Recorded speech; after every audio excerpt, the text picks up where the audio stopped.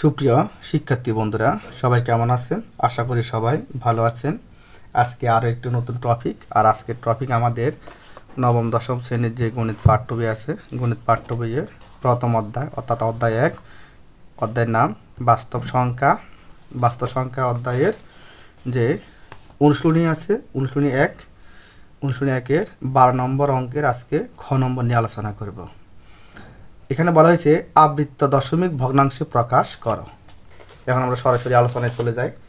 এখন এখানে দেওয়া আছে 11/7, এটি একটি সাধারণ ভগ্নাংশ। তাহলে একে বলা হয়েছে সাধারণ ভগ্নাংশকে আবৃত্ত দশমিক ভগ্নাংশে প্রকাশ করো। তাহলে 11/7 একটি সাধারণ ভগ্নাংশ, তাকে আমরা আবৃত্ত দশমিক ভগ্নাংশে প্রকাশ করব। এখন 11 এই 7 দিয়ে আমরা ভাগ করব।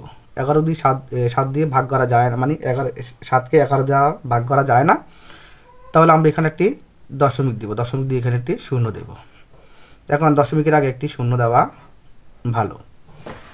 এখন আমরা এই 11 দিয়ে 70কে আমরা কি করব? ভাগ করব। তাহলে 11 70-এর মধ্যে যায় 6 11 66, 7 বাদ দিলে বেশি হয়ে যায়, তাই আমরা 6 বাদ দিব।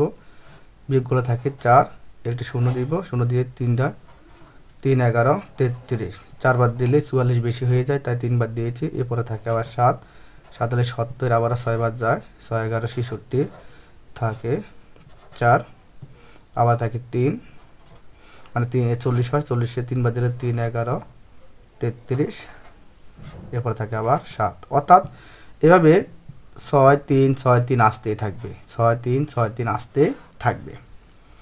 সুতরাং নিম্ন আবৃত্ত দশমিক ভগ্নাংশ হবে 0.6363 ... এখন যে অঙ্কগুলো বারবার আসবে তাকে আমরা পূর্ণফনিক দিয়ে লিখতে পারি। তাহলে আমরা 6 এবং 3-এর উপরে দুটি পূর্ণফনিক দিয়ে দিয়েছি, অর্থাৎ আসছে 0.63 পূর্ণফনিক। এটি মানে 11/7কে আমরা যদি সাধারণ ভগ্নাংশকে যদি আমরা আবৃত্ত দশমিক ভগ্নাংশে প্রকাশ করি, তাহলে আসে 0.63 পূর্ণফনিক। এখন এই অধ্যায়ে যে 12 ক্ষয়ে যে অঙ্ক দেওয়া আছে তাতে বলা হয়েছে শুধু সাধারণ ভগ্নাংশকে আবৃত্ত দশমিক ভগ্নাংশে প্রকাশ করার জন্য। কিন্তু আমি এখানে আরও একটু কাজ করেছি কি, এই আবৃত্ত দশমিক ভগ্নাংশকে আবার আমি সাধারণ ভগ্নাংশে প্রকাশ করা যায় কিনা বা প্রকাশ করেছি। 0.63 আবৃত্ত দশমিক ভগ্নাংশকে সাধারণ ভগ্নাংশে প্রকাশ। তাহলে সাধারণ ভগ্নাংশে প্রকাশ করার জন্য কী করতে হবে? প্রথমে এরকম একটি দাগ দিতে হবে। দাগ দিয়ে দশমিক বিন্দুর পরে যতগুলো পূর্ণফনিকের অঙ্ক থাকবে ততগুলো 9 হবে, তাহলে 2টি 9 হবে। এবং যে সংখ্যাটি আছে তা আমরা এখানে বসিয়ে দেবো, তাহলে হয় 63।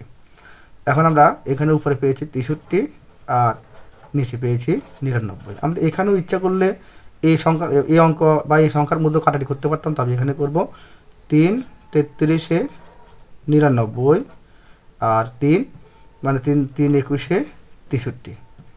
এখন উপরে থাকে 21, নিচে থাকে 33। আমরা তাকে তাইলে আবার কাটাকাটি করতে পারি, 3 দিয়ে 3 7 21, 3 11 33, অর্থাৎ তা হলো উপরে 7 নিচে 11, অর্থাৎ 11/7। তাহলে আমরা একটু লক্ষ্য করেন, তাহলে আমরা 0.63 পূর্ণফনিক লিখতে পারি 7, মানে 11/7। তাহলে সুতরাং নিম্ন সাধারণ ভগ্নাংশ হলো 11/7। এখন একটু লক্ষ্য করেন, আমরা সাধারণ ভগ্নাংশকে আমরা যখন আবৃত্ত দশমিক ভগ্নাংশ করেছি তখন পেয়েছি 0.63, আবার আবৃত্ত দশমিক ভগ্নাংশকে যখন আমরা সাধারণ ভগ্নাংশ পেয়েছি তখন পেয়েছি 11/7। আশা করি সবাই বুঝতে পেরেছেন। ধন্যবাদ সবাইকে।